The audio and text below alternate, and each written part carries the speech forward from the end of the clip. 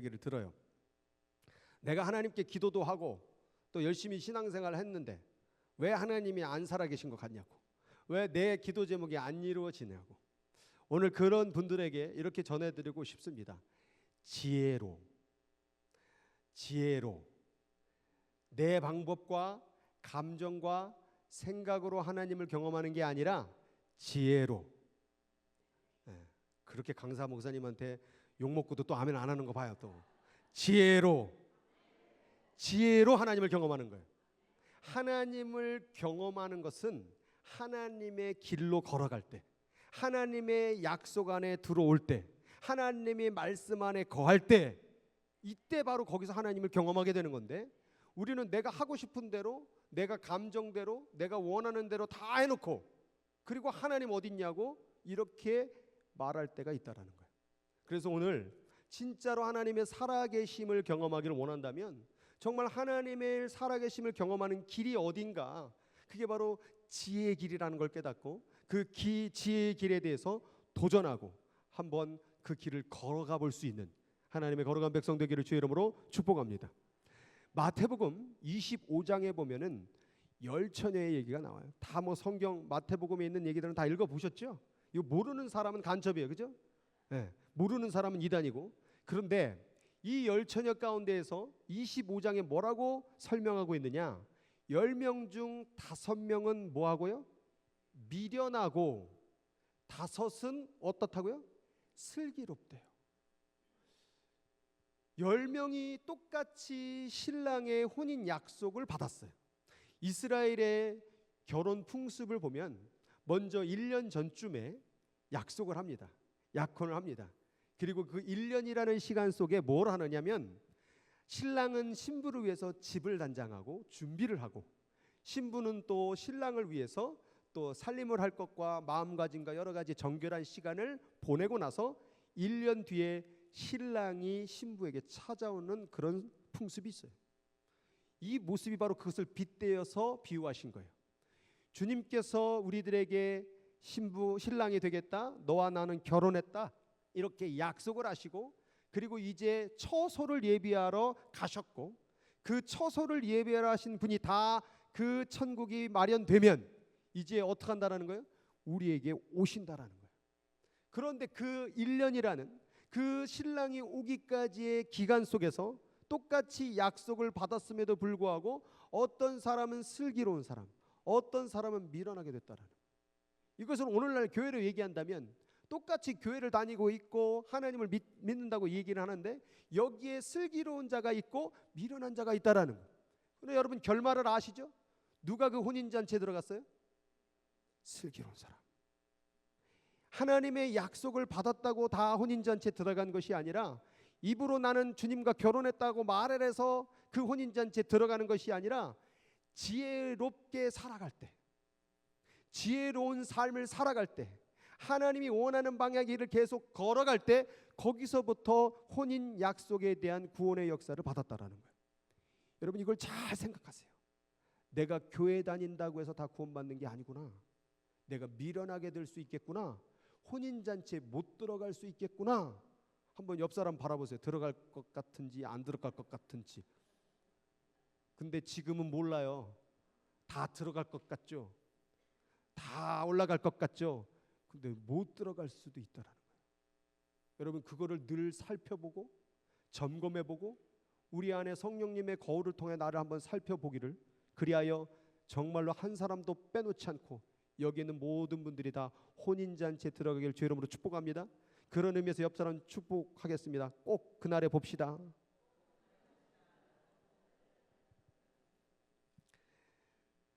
혼인이라는 것은, 결혼이라는 것은 무엇이냐? 사랑의 관계에 대한 초대예요. 어저께 영성훈련 하다 보니까 결혼할 때 남편분이 뭐라고 프로포즈 했습니까? 라고 물었어요. 그랬더니 한 분이 이렇게 말했어요. 난 당신 없이 죽을 것 같아. 나 당신 없으면 나는 죽을 거야.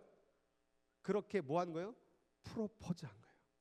자, 모든 관계는 반드시 뭐가 있어야 되냐면 프로포즈가 있어야 돼요. 너 나랑 결혼할래?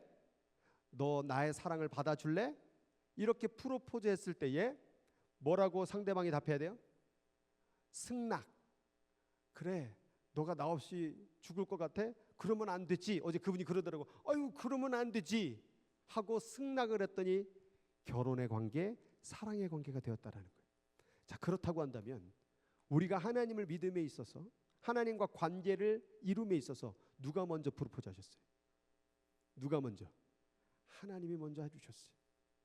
하나님이 내가 널 사랑해, 너가 나의 신부가 되어줄 수 없겠니? 라고 프로포즈 하셨어요. 초청하셨어요. 그때 우리가 뭐라고 말씀했어요? 예, 주님, 내가 주님과 결혼하겠습니다, 내가 하나님의 자녀가 되겠습니다 라고 승낙했기 때문에 이 자리에 이렇게 있게 된 줄로 믿습니다. 그런데 여러분, 결혼을 오래 하다 보니까 이 결혼식, 프로포즈하고 승낙하고 반지를 무릎을 꿇고서는 내 사랑을 받아주겠소라고 이렇게 말하는 이 결혼 약혼식이 중요합니까?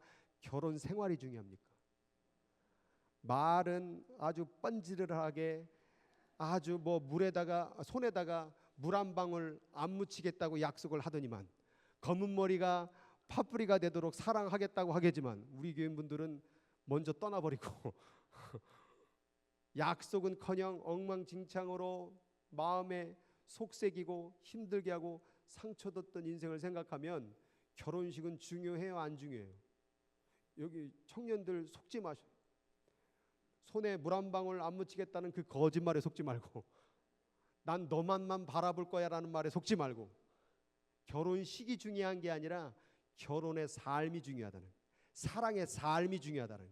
그래서 우리가 결혼 생활 가운데 결혼식에다가 올인할 것이 아니라 우리의 결혼의 삶, 사랑의 삶이 어떠한가를 잘 살펴보고 거기서부터 우리의 사랑을 나누고 친밀한 관계를 누리고 이야기를 나누고 위로를 해주고, 이게 더 중요하다 그 말이에요.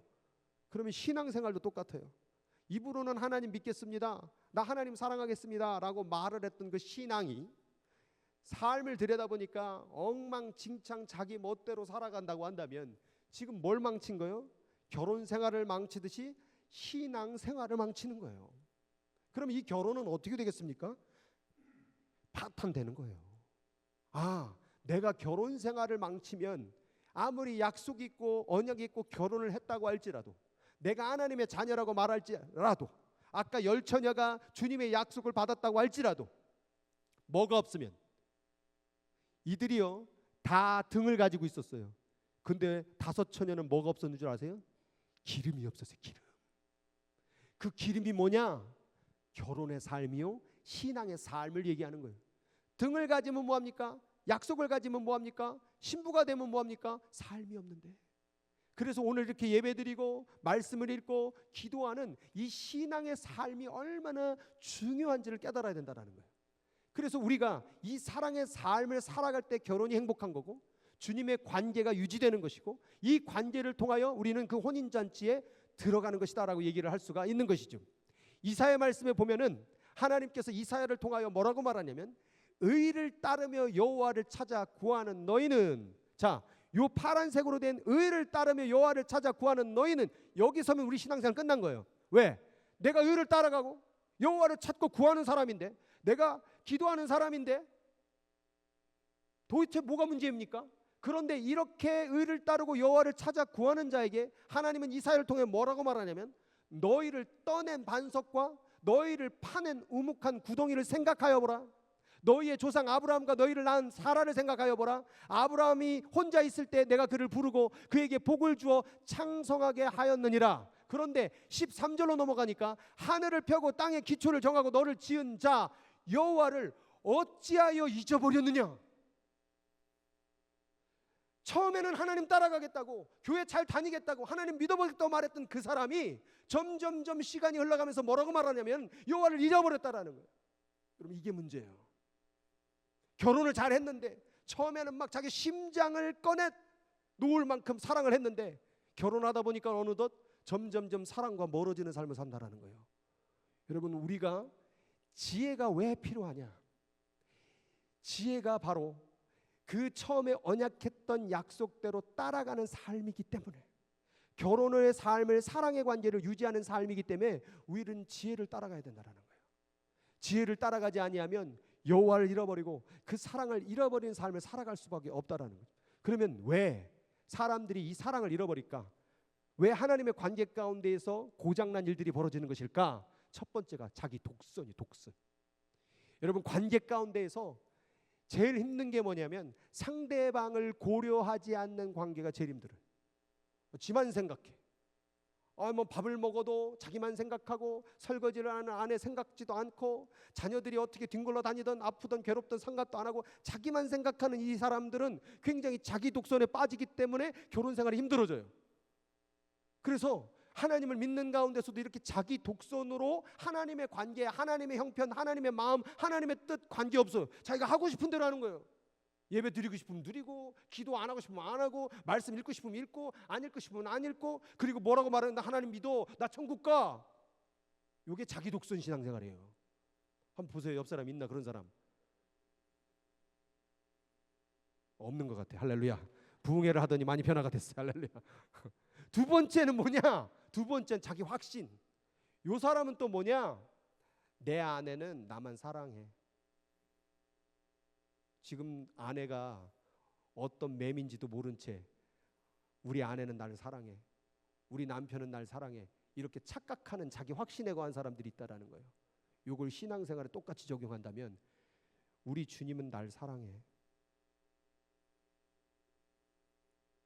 마태복음 7장에 주여 주여 하는 자마다 다 천국에 들어갈 것이 아니요. 주여 나를 모르시나이까? 그때서 주께서 가로되 뭐라고 말합니까? 내가 너를 도무지 알지 못하노라. 나는 주님을 안다고 말하는데 주님은 나를 모른대요. 이게 뭐냐? 자기 확신으로 만들어진 신앙생활이라는 거예요. 주님이 날 모른다는데 나는 주님을 안대요. 왜 그럴까? 바로 지혜의 길로 가지 아니하고 자기의 독선과 방식으로 걸어갈 때 이런 오류가 발생되어질 수 있다라는 거예요. 무섭지 않습니까? 나는 주님을 아는데 넌 도대체 누구니? 내가 주님의 신부입니다. 내가 주님의 아들입니다. 내가 주님의 딸입니다. 너가 누군데? 여러분, 생명록에 기록되지 않는 자들은 주님이 모르는 사람들이라는 거예요. 오늘 자기 확신 속에서 신앙생활을 하지 말고 주님의 확신, 주님의 마음, 주님의 생각 안에서 신앙생활하는 저와 여러분 되길 바랍니다. 세 번째는 자기 공의. 이 사람은 뭐냐면 자기가 늘 맞아. 자기는 문제가 없어. 여러분, 이런 사람은 제일 사람을 미치게 만들어요. 싸울 때 뭐 때문에 싸워요? 내가 맞다는 거죠. 넌 틀렸고 나는 맞고 너는 틀렸고, 그러니까 싸우는 거예요. 그럼 상대방은 또 왜 달려듭니까? 네가 틀렸고 내가 맞다 이 말이에요. 관계 가운데 제일 힘들게 만드는 게 뭐냐면 자기만 정의로워. 자기는 문제가 없어. 신앙생활도 똑같아요. 자기 난 문제 없는데, 나 기도 잘하는데, 난 교회 잘 나오는데, 내 신앙 뜨거운데. 지난번에 강사 목사님 얘기했잖아요. 그 여자 이름은 바뀌지 않았으니까 뭐라고 있어. 그 여자가 설교하는데 막 고개를 흔들고 막 이러니까는 그렇게 하면 안 된다고 말했더니 기도 좀 더 하시라고. 그때 그 여자가 뭐라고 말했대요? 나 기도하는 여자예요. 이렇게 얘기했다잖아요. 날 어떻게 보고 막 관이 권면을 하고 나한테 뭐 기도 좀 더 하라고. 이렇게 자기의 의와 확신 가운데 빠져버리면요, 이거는 방법이 없어요. 여러분, 항상 우리의 신앙생활을 누구에게 점검받아야 돼요? 말씀을 통해서, 성령님을 통해서 하나님의 마음 안에서 우리의 신앙생활을 점검해야지, 내가 내 신앙생활을 점검하면 안 된다 그 말이에요. 그러면 오류에 빠지고 자기가 가장 신앙생활 잘한 줄 착각한다니까요. 네 번째 방해물은 뭐냐면 자기 연민. 제가 여기서 은혜 받았어. 이번에 강사 목사님 설교 중에 이걸 들었는지 모르겠어요. 이 두 가지를 한번 쓱 지나가듯이 얘기했는데 그게 가슴속에 막 휘비더라고요. 뭐라고 말했냐면 사역자들이나 성도들 가운데에서 타락하기 쉬운 이유 두 가지. 자기 공의, 자기 의에 빠진 사람들, 항상 자기가 제일 열심이고 자기가 제일 신앙생활 잘한다고 착각하는 사람들. 그리고 두 번째, 자기 연민. 이 뭐냐? 자기의 처지와 환경과 핑계를 다 대는 거예요. 하나님, 내가 얼마나 아픈 줄 아세요? 내가 얼마나 가난한 줄 아세요? 내가 얼마나 상처를 많이 받은 줄 아세요? 왜 말씀대로 안 살았어? 왜 지혜대로 안 살았어? 하나님, 내 형편을 아세요? 내가 얼마나 힘들은 줄 아세요? 내가 얼마나 가난한 삶을 사는 줄 아세요? 여러분, 이 자기 연민에 빠져버리고선 이것을 핑계로 댄다니까요. 왜 말씀대로 안 살았느냐라고 물었을 때 자기의 처지와 형편에 빠져서 핑계대는 사람들을 얘기하는 거예요. 여러분, 이게 무서운 거예요. 잘할 때 지가 하고 싶을 때는 잘해놓고 안 될 때는 내가 얼마나 힘든 줄 아세요, 하나님? 내가 얼마나 괴로웠는 줄 아세요, 하나님? 여기에 연민에 빠져버리면 대책이 없다 그 말이에요. 여러분, 우리는 자기의 공의로서 신앙생활 잘하는 것도 아니고 자기 연민을 핑계댄다고 해서 잘하는 것이 아니라 오직 하나님을 붙잡을 때 그게 신앙생활 제일 잘하는 걸 줄 믿으시기 바랍니다. 그래서 우리들은 내 연민에 빠지지 말아야 돼요. 여러분, 가난하다고 구원받습니까? 뭐 배고프다고 구원받습니까? 힘들다고 구원받습니까? 고난당한다고 구원받습니까? 아니에요. 세상 돈 버는 사람들도 어렵고 힘들고 눈물을 흘려. 그럼 그들이 구원받습니까? 우리가 구원받을 수 있는 것은 예수 그리스도를 붙잡을 때 구원받는 줄 믿으시기 바랍니다. 가난하다고 슬프다고 어려운 일 당했다고 구원받는 게 아니더라고요. 하나님을 믿을 때 그 길을 따라갈 때 구원받는 것이지 연민에 빠져서 신앙생활하지 말라는 거예요. 연민과 고난은 그걸 통하여서 더욱더 하나님을 붙잡으라는 것이지 가난하고 연미고 병 걸렸다고 해서 구원받는 게 아니라는 거예요. 요것 때문에 힘들어요. 그래서 부부관계에서도 연민에 빠져버리면 대책이 없어요. 여보 이것 좀 해. 여보 내가 얼마나 힘든 줄 알아? 여보 얼마나 내가 피곤한 줄 알아? 여보 내가 진짜 내 키우냐가 얼마나 힘든 줄 알아? 우리 집 얘기하는 거 아니에요. 자꾸 이걸 들을 때 우리 집으로 생각하지 마세요. 그거를 고난 배틀이라고 그래. 고난 배틀. 그래서 상대방이 어려운 얘기를 하면은 상대방 남편은 뭐라고 말해요? 내가 돈 버냐고 얼마나 힘든 줄 알아? 내가 새벽마다 나와갖고 여기 새벽에 기도하는 거 얼마나 힘든 줄 알아? 요건 조금 했었어요. 목회자로 산다는 게 얼마나 힘든 줄 알아? 이러다가 부부싸움 나겠네. 그만해야 되겠다. 이렇게 자기 연민에 빠져버리면 관계가 깨져버린다 그 말이에요. 하나님 앞에 여러분이 힘들고 괴롭고 절망스러운 것을 가지고 여러분 그것을 가지고 핑계 삼지 마시기 바랍니다. 그렇기 때문에 그것을 더 붙잡고 그렇기 때문에 그 고난을 더 붙잡고 그것을 디딤돌로 삼아 하나님과 더 가까워질 수 있는 저와 여러분들 주의 이름으로 축원합니다. 여러분 아까 말했던 그 열천의 비유 가운데에서 여러분 중요한 사실이 있어요. 여러분 공통적으로 우리 깨달을 게 뭐냐면 이 열처녀 가운데에서 기름 등은 가지고 있었는데 기름이 없어. 기름. 왜 혼인잔치에 못 들어간 줄 아세요? 기름이 없었다가 기름. 그럼 기름이 뭐냐? 여러분 구약 성경 가운데 기름은 제사장, 왕, 선지자 이 세 사람의 세울 때에 기름을 붓고 세우는 거예요. 그래서 하나님의 사명을 갖고 하나님의 뜻을 이루기 위해서 세우기 위해서 기름을 붓는 거예요. 그런데 신약으로 넘어오면서 성령이 우리 가운데 오늘도 성령이 기름 부으소서. 그 얘기는 뭐냐면 성령님이 우리 가운데 내지하셔서 우리에게 기름을 부으시고 우리와 함께 하셔서 우리가 성령과 동행하는 제사장과 왕과 선지자의 삶을 살게 하기 위한 그런 역사를 이루는 게 성령의 기름을 받는 거예요. 그럼 이들이 왜 천국에 못 들어갔느냐? 등은 있는데 기름이 없는 거예요. 성령의 삶이 없는 거예요. 성령과 동행하는 삶이 없는 거예요. 하나님을 붙잡는 삶이 없는 거예요. 근데 이 기름은요 빌려줄 수가 없어요. 이게 무서운 거예요. 나 좀 달라고. 여러분 제가 하나님 앞에서 성령과 동행하고 성령 안에서 기도하고 성령 안에서 전도하고 성령 안에서 그런 어떤 역사들 이뤄가는 가운데 목사님 저하고 나누실래요? 예전에 제가 청년부에서 우리 리더들을 그때 당시에 청년부 리더들이 한 거의 20명 가까이 됐었어요. 그 리더들과 야 너희들 왜 기도 안 하냐? 기도해야지. 나는 아침부터 와갖고 뭐 얼마나 기도한지 모른다. 그렇게 열심히 와서 기도를 하고 있는데 너희들 왜 기도 안 하냐? 그랬더니 한 청년이 이렇게 말했어요. 목사님이 열심히 하시니까 저희는 참 안심이 됩니다. 목사님 한 분만 열심히 하시면 되는 거 아닙니까? 여러분 이 교회가 잘 되기 위해서 저만 열심히 기도하면 잘 될 것입니까? 우리 모두가 예수인 교회인 줄 믿으시기 바랍니다. 우리 모두가 힘을 합치고 우리 모두가 함께 할 때 이 교회가 잘 되는 거 아닙니까? 저만 잘한다고 해서 저만 기름의 역사를 이룬다고 해서 잘 되는 게 아니라는 거예요. 우리 모두 다 함께 이루어가는 교회가 될 줄 믿습니다. 홈리스 사역은 마이크만 하는 겁니까? 우리 모두가 해야 되는 걸 믿으시기 바랍니다. 아멘. 줄어드네 또. 우리 모두가 홈리스 사역을 감당해야 될 줄로 믿습니다. 아멘. 하나는 두 사람 있는 것 같기도 하고. 함께 해야 되는 거 교회는. 그리고 각자 주어진 역할이 있는 거예요. 성령의 기름을 나눌 수 없어요. 하나님이 내게 맡겨주신 제사장, 왕, 선지자의 사명이 있다라는 거예요. 여러분, 이 사명의 역할을 감당하지 아니하면 이게 뭐와 연결이 되느냐? 구원과 연결이 돼요. 혼인잔치 가운데 미련한 5 처녀가 등이 있었지만, 약속이, 고백이 있었지만 뭐가 없으니까 기름의 삶, 성령의 삶, 말씀의 삶, 지혜의 삶이 없었기 때문에 혼인잔치에 못 들어갔다라는 걸 안다면, 와, 그냥 예수 믿는다 말한다고 하는 게 아니로구나. 그래서 제가 이걸 썼어요. 같이 시작. 하나님께서 우리를 사랑의 관계로 부르신 것은 하나님의 사명에 대한 부르심이다. 우리는 이 사명을 통해 하나님의 역사를 경험합니다. 하나님은 우리를 사랑의 관계로 부르셨습니다. 믿습니까? 근데 그거는 하나님 날 사랑하는구나, 나 하나님 사랑해요, 여기서 끝나는 것이 아니라 사랑의 삶, 결혼의 삶, 그게 사명이라는 거예요. 10 처녀를 다 사랑하시지만 기름을 가지고 살아야 된다라는 거예요. 사명을 가지고 살아가야 된다라는 거예요. 그 사명을 가지고 살아갈 때 뭘 경험하게 되냐? 하나님의 기적의 역사를 경험한다라는 거예요.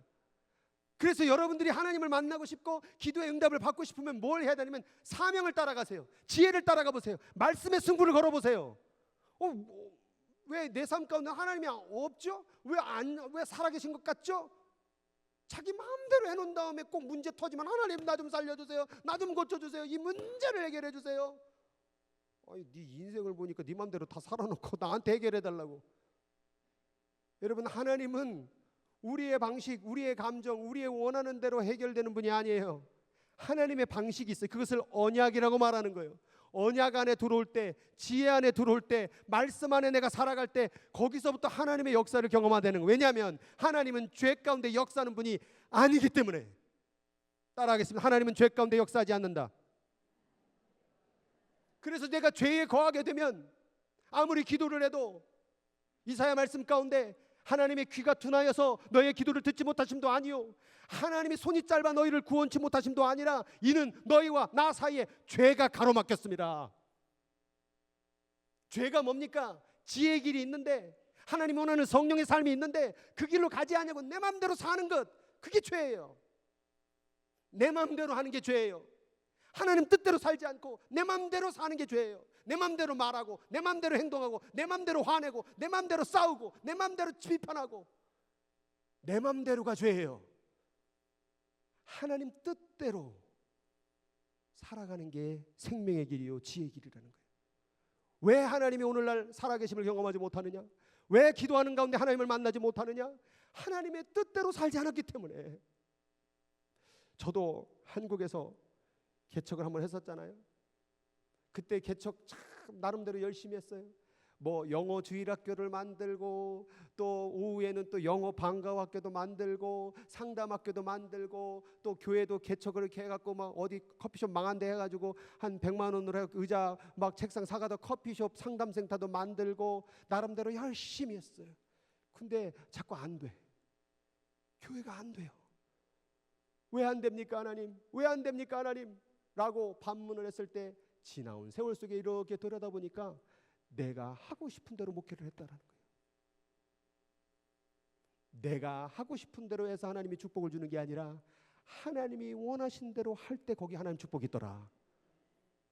그래서 이번에 안호성 목사님하고 얘기하다가, 그 안호성 목사님도 개척을 했잖아요. 그 개척을 왜 충남 온양이 아니라 경상도 울산 온양에서 했냐고. 그 온양 왜 다른 말로 남창이라는 곳에서 왜 했냐고 라고 물으니까, 그 곳에 전국에서 가장 교회가 안 되고 교회가 늘 무너졌던 그곳이 어디냐고 물었는데 거기라고 그래서 거기다 개척을 했다고. 근데 그 개척을 한 그곳에서 하나님의 역사가 처음부터 드러나는 것이 아니라 처음에는 술 취한 사람 매다가 갖다 놓고,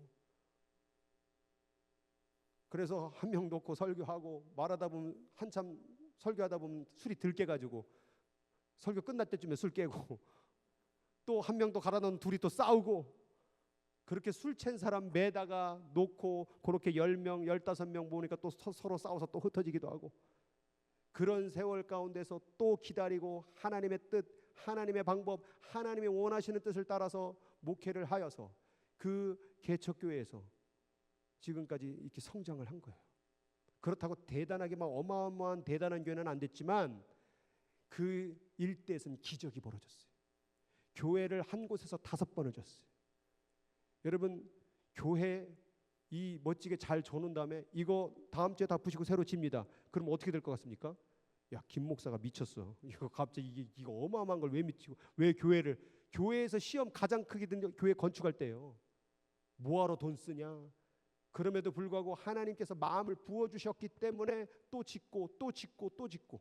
거기는 땡스기빙 때 뭐 하는 줄 아세요? 자, 이번 땡스기빙을 맞이하여 한 해를 돌아보며 내가 이 교회를 떠날지 말지를 결정하십시오. 그래서 마음 가운데 떠나야 되겠다면 떠나십시오. 그 얘기가 뭐냐면 진짜로 하나님을 믿고 사랑하는 거룩한 신부들이 다녀야 되는 게 교회라는 거예요. 비유 맞추고 사람들한테 절하고 막 이렇게 뭐 으쌰으쌰하면서 다니는 게 교회가 아니라 진짜 거룩한 성도를 세우기 위해서 진짜 제대로 교회를 다니고 믿으려면 제대로 한번 믿어보라고 그런 의도에서 그런 말을 했다라는 거예요.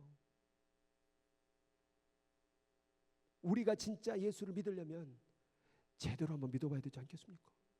하나님 없다라고 핑계만 대지 말고 하나님 기도해도 뭐 별 응답도 안 해요. 기도 얼마나 하셨는데? 성경은 얼마나 읽으셨는데? 예배는 얼마나 참석하셨는데요? 뭘 해보지도 않고 없디에? 한번 해보세요. 말씀대로 한번 살아보세요. 지혜대로 살아보세요. 그러면 하나님의 역사가 일어나는 거예요. 찰나는 하나님이 없는 것 같아. 근데 전체를 보면, 지나온 세월의 전체를 보면 그때는 하나님이 없었을 것 같지만 전체를 보면 하나님이 일하셨구나를 발견하게 되는 거예요.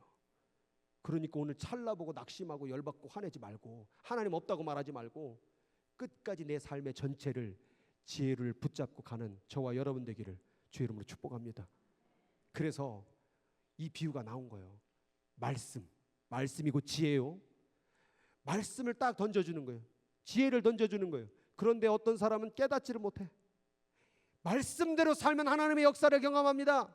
못 깨달아. 이런 사람은 악한 자가 와서 그 마음에 뿌려진 지혜를 뺏어가 버리고, 어떤 사람은 지혜의 말씀을 들었어요. 그런데 처음에는 우와 지혜의 말씀이다. 와 저렇게 살아야지 라고 했는데 살아보는 게 쉽지가 않은 거예요. 그래서 말씀으로 말미암아 환난이나 박해가 일어날 때 곧 넘어지는 자요. 말씀을 던져놨더니 어떤 자는 말씀은 들었어요. 그런데 염려가 되는 거예요. 저대로 살면 뭐 먹고 살 게 있으려나? 난 돈이 더 좋은데. 이렇게 세상의 유혹으로 말미암아 결실하지 못하고 거기서 끝나는 자요. 좋은 땅에 뿌려졌다라는 것은 말씀을 듣고 깨닫는 자니 뭐하여?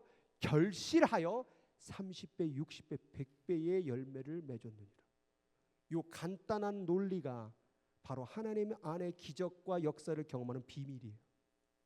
좋은 땅에 뿌려진 그 씨는요, 처음에는 잘 안 보여요.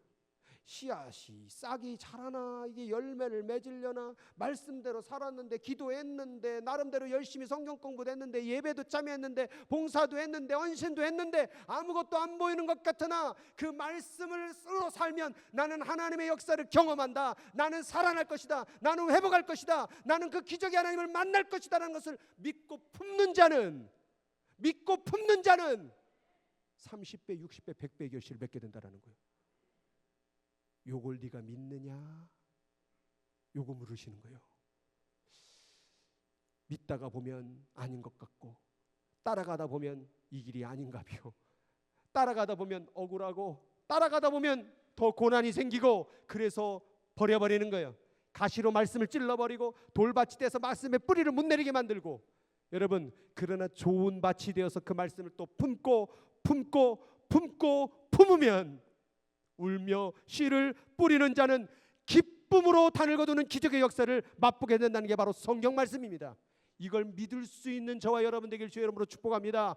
그래서 누구든지 나의 이 말을 듣고 행하는 자는 그 집을 반석 위에 세운 지혜로운 사람 같고, 내 말을 듣고 행하지 않는 사람은 그 집을 모래 위에 지은 어리석은 사람 같으니라는 비유를 했던 거예요. 여러분, 하나님의 말씀 위에 여러분의 인생을 집을 짓고 있습니까? 오늘 이 주보 가운데 그런 비유를 적었어요. 인생은 집과 같다고. 뭔가 나름대로 열심히 집을 져요. 막 돈도 벌어보고 나름대로 애써보고 노력은 하는데 그 밑바탕 기초가요, 반석이 아니고 모래면 나중에 다 무너져요. 맨하탄에 고층 빌딩들이 많이 있습니다. 그 고층 빌딩이 왜 맨하탄에 질비해 있는 줄 아세요? 그 맨하탄 밑바닥이 완전히 단단한 반석입니다. 여러분, 항상 고층 빌딩을 지을 때 그 밑바닥의 기초가 얼마나 단단한지를 확인하고 고층 건물을 짓는 거예요. 아무나 졌다 그거 다 주저앉습니다. 마찬가지로 가장 우리의 인생에 중요한 게 뭐냐? 바로 우리의 밑바탕 기초예요. 내 인생의 시작, 내 인생의 디딤돌, 그게 어디가 되는, 하나님의 말씀이 되어야 된다는 거예요. 하나님의 지혜의 길이 되어야 된단 말이에요. 아무리 힘들고 어려워도 나는 말씀으로 시작할 거야. 그래서 하루의 시작을 뭘로? 말씀으로. 항상 뭐든지 누군가 대화를 나눌 때도 말씀의 기준에서, 내 인생의 사업을 할 때도, 직장을 할 때도 항상 하나님을 우선으로 이렇게 기초 위에 느린 것 같으나 여기다 쌓고 품으면 하나님은 그 사람을 기적으로 사용한다니까요. 오늘 이 말씀을 듣는 여기 있는 모든 분들이 정말 하나님의 말씀의 지혜를 기초로 삼아서 내 인생을 차근차근 지어가 결국에는 멋진 아름다운 집이 완성되기를 주의 이름으로 축복합니다. 성경에 전도서에 이런 말이 있어요. 이렇게 말을 해도 지혜자의 마음은 어디에 있고? 오른쪽에 있고 우매자의 마음은 왼쪽에 있느니라. 이게 무슨 말이에요? 여러분, 오른쪽이라는 영어 단어가 뭐예요? right. 그 right이란 뜻이 뭐예요? 오른이란 뜻이에요. left는 뭐예요? 왼쪽인데 그걸 찾아보니까 weak, foolish. 어원이 그래요. 그럼 지혜자의 마음은 어디에 있고? 오른쪽에 있고 우매자의 마음은 어리석은 곳에 있다라는 거예요. 우리의 마음이 요즘에 어디에 치우쳐 있어요? 오른쪽이신, 오르신, 지혜이신 그 말씀에 우리가 걸어가야 되는데 자꾸 왼쪽으로 가는 거예요. 왼쪽으로. 그 왼쪽이 세상이요? 내가 원하는 거라는 거예요. 아이, 그러면은 오른쪽으로 가면은 뭐 좋은 일이 벌어집니까? 왼쪽으로 가면 큰 좋은 일이 벌어지고 자그만 어려움 당하는 정도가 아니에요. 그 끝은 어떻게 될까요? 계속 왼쪽으로 가보시오. 저기 또 왼쪽으로 나가네. 어디 나가 왼쪽으로. 자, 왼쪽으로 나가면 어떤 일이 벌어지느냐? 예수님이 뭐라고 말했냐? 양은 그 어디에? 오른쪽에. 염소는 어디에 둔다고요? 이게 무슨 얘기예요? 심판한다는 얘기예요. 심판한다는 얘기. 계속 왼쪽으로 걸어가 보세요. 계속으로 세상 방법으로 걸어가 보세요. 계속 말씀 팽개치고 지 방법, 지 감정, 지 하고 싶은 대로 해보세요. 결국 심판 자리예요. 심판 자리. 왼쪽이 심판 자리라는 사실을 기억한다면 오늘 우리 어디 쪽에 있어야 됩니까? 오른쪽에 있어야 돼요. 그래서 여기는 할렐루야. 그런데 또 이렇게 돌으면 이쪽이 할렐루야.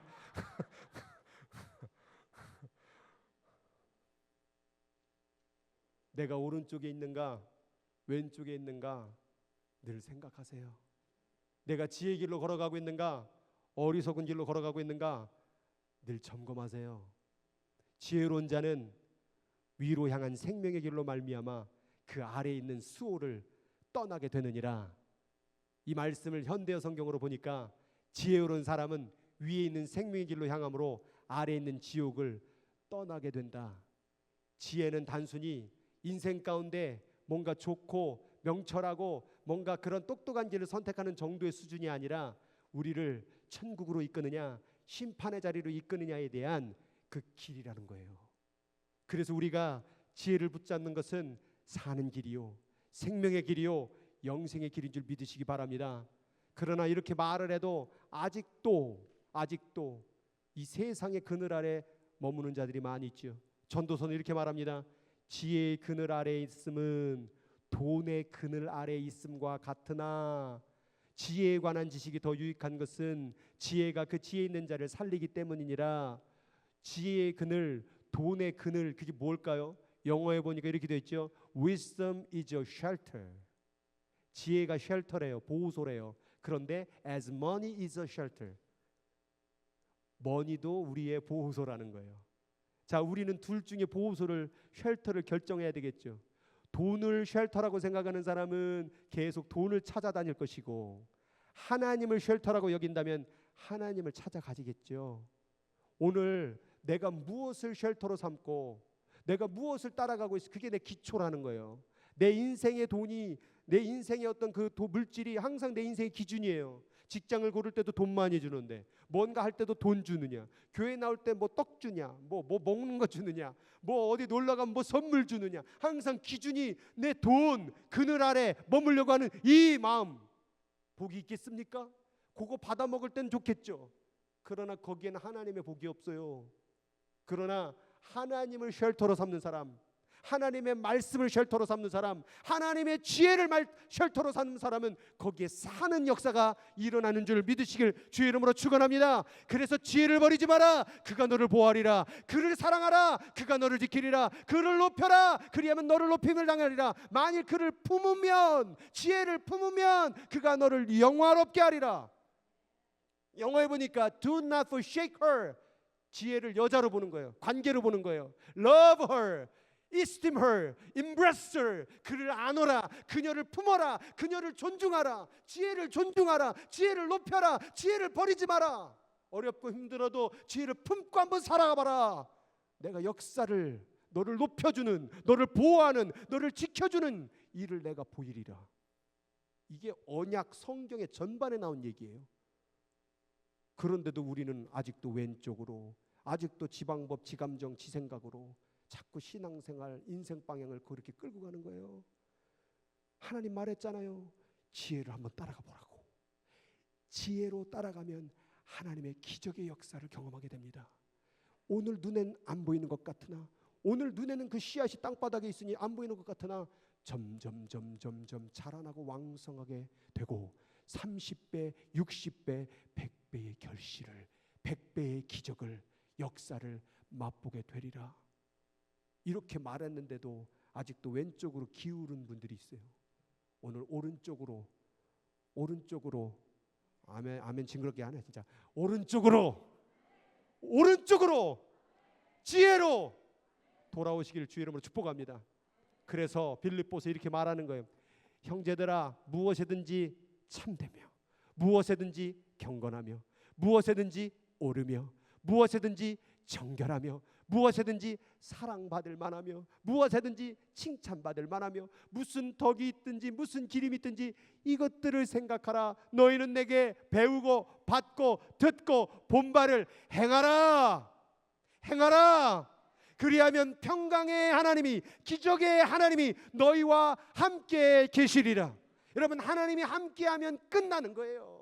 고난이 있어도 하나님이 함께하면 이겨낼 수 있는 거예요. 질병에 걸려도 하나님이 함께하면 다 해결되는 거예요. 하나님이 함께하면 죽어도 문제가 아닌 거예요. 하나님이 함께하는 게 인생의 최고의 복인 거예요.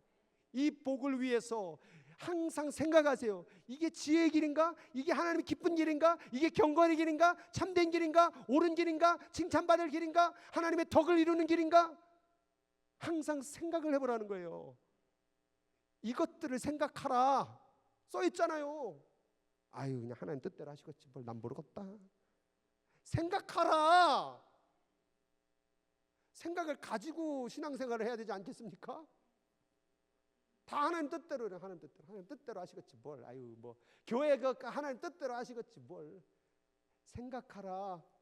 지혜의 길이 뭔지를 생각하라. 지금 너의 인생의 길을 걸어가는데 무엇이 하나님이 기뻐하는 길을 생각하라. 생각했지? 배웠지? 들었지? 봤지? 그럼 행해. 따라가봐. 걸어가봐. 그러면 평강의 하나님이 너와 함께 하시리라. 너무 쉬운데 이 길을 안 따라갈 때가 많아요. 여러분, 하나님은요, 여러분에게 복을 주시기를 원해요. 평강 주시기를 원해요. 아멘 안 하는 사람은 저주를 받을 티요? 그 얼굴을 너를 향하여 드사 은혜와 평강 주시기를 원하노라. 여러분, 이게 뭐예요? 기본적으로 하나님은 주려고 애써요. 근데 하나님은 절대 어둡고 악한 곳에 주질 않아요. 선하고 거룩한 곳에 거하는 자에게 주시는 거예요. 성령님은 더러운 곳에 임하는 게 아니에요. 주의 보혈로 깨끗하고 정결한 자에게 임하는 거예요. 그러니까 하늘의 복을 받고 싶습니까? 성령의 기적의 역사를 경험하고 싶습니까? 그러면요, 주님의 약속 아래, 보혈 안에, 말씀 안에, 지혜 안에 들어오시기 바랍니다. 여러분, 이 성전이 뭔지 아세요? 하나님의 품이에요. 지금 여러분은 하나님의 품 안에 들어왔어요. 근데 여기 와가지고 또 못된 생각, 또 자기 감정, 자기 열받은 거, 상처받은 거, 괴로운 거 품에 들어왔다니까요. 그럼 여기서 그 은혜를 누리고 감사를 누리고 복을 누리고 나 주님만 따라가겠습니다라고 말을 한다면 그게 복된 자 아니겠습니까? 여러분, 여기만 하나님의 품 아닙니까? 밖으로 나가도 하나님의 품 아니요. 오늘 이 시간 가운데 그런 놀라운 복의 잔치에 참여할 수 있는, 그 복 안에 들어올 수 있는 지혜의 삶을 결단하는 저와 여러분 되기를 주의 이름으로 축복합니다. 우리 찬양 같이 하겠습니다. 여호와는, 우리 다 같이 일어나겠습니다. 여호와는 너에게 복을 주시기를 원하며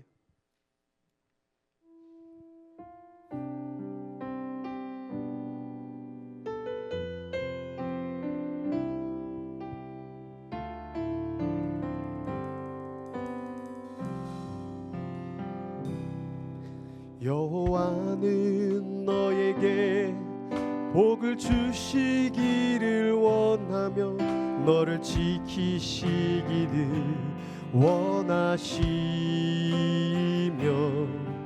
여호와는 그 얼굴을 너를 향하여 드사 은혜와 평강 주시기 원하노라. 여호와는 너에게 복을 주시기를 원하며 너를 지키시기를 원하시며 여호와는 그 얼굴을 너를 향하여 드사 은혜와 평강 주시기 원하노라. 너를 보배롭고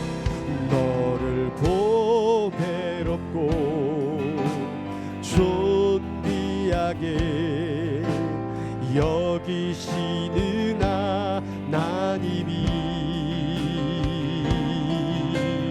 내 삶 속에서 이 약속을 신실하게 이루시리.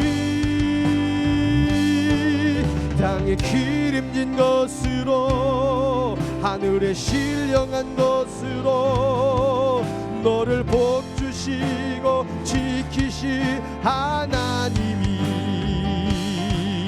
너의 영혼 잘 되도록 은혜 베푸시며 평강으로 인도하시리. 땅에 기름진 것으로 하늘에 신령한 것으로 너를 복주시고 지키시 하나님이 너의 영혼 잘 되도록 은혜 베푸시며 평강으로 인도. 다시 한번 땅에 기름진 것으로 하늘에 신령한 것, 땅에 기름진 것으로 하늘에 신령한 것으로 너를 복주시고 지키시 하나님이 너의 영혼 잘 되도록 은혜 베푸시며 평강으로 인도하시리. 평강으로 인도하시리. 평강으로 인도하시리. 하나님 뜻대로 살면, 하나님의 지혜대로 살면 평강으로 인도해 주신다고 약속해 주셨습니다. 그 약속을 수천 년부터 구약 때부터 지금까지 반복하고 수없이 말을 해도 어리석게 사는 사람들이 얼마나 많은지요. 오늘 이 말씀을 듣고 이런 하나님 앞에서 아직도 내 생각이 옳다고 자기 확신, 자기 공의, 자기 연민에 빠져서 핑계대고 하나님의 지혜의 길로 걸어가지 않는 자들이 있지는 않습니까? 오늘 이 시간에 그 미련한 다섯 처녀처럼 기름 없는 지혜 없는 삶을 살지 말고 약속받고 그 지혜로운 그 여인들처럼 그 기름 받은 사명의 삶, 지혜의 삶을 따라가서 진정으로 하나님의 살아계신 역사를 경험하는 여기 있는 모든 자들 되게 하여 주시옵소서. 지혜로 하나님을 경험하라. 하나님의 말씀으로 하나님의 살아계심을 증거하라. 그 말씀을 믿고 따라가는 거룩한 백성들 되게 하여 주시옵소서. 지금은 우리 구주 예수 그리스도의 은혜와 그 크신 하나님의 사랑과 지금도 우리를 축복해 주시길 원하고 함께 해주시길 원하고 복 주시길 원하는 성령 하나님의 역사가 이제 지혜대로 말씀대로 따라가겠다고 기도하고 다짐하는 당신의 사랑하는 자녀들 인생들 위에, 머리 위에, 그 자녀 위에, 그 모든 길을 걸어가는 모든 것 위에 지금부터 그날까지 영원토록 함께 하시기를 간절히 축원하옵나이다. 아멘.